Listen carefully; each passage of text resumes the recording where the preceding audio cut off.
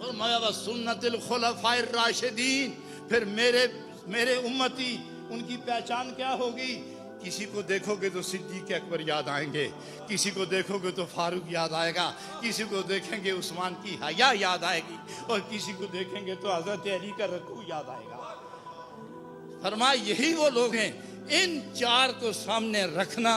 میری عظمتیں یہ چار شیشے ہیں، مجھے دیکھنا ہو، میری عظمتیں دیکھنی ہوں اور میرے فضائل دیکھنے ہوں، میرا کرم دیکھنا ہو، میری عنایت دیکھنی ہو، میری شفاعت کی برکت دیکھنی ہو، میری رب سے رابطہ اور خلت کی حقیقت دیکھنی ہو، تو یہ چار آئینے میں تمہارے سامنے رکھ رہا ہوں، ان کو دیکھتے آنا۔ علی کو دیکھو گے تو میں سامنے آؤں گا، عثمان کو دیکھو گے تو پھر مجھے دیکھو گے، حضرت عمر کو دیکھو گے تو پھر مجھے دیکھو گے، اور صدیق کے پاؤں پکڑو گے تو تمہیں عرش تک اپنے سامنے۔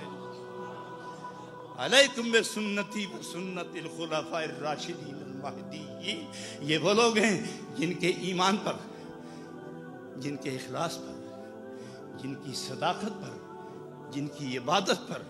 جن کے جنتی ہونے پر، جن کے خدا کے ساتھ کامل مضبوط دوستی پر کسی مومن کو شک نہیں ہے۔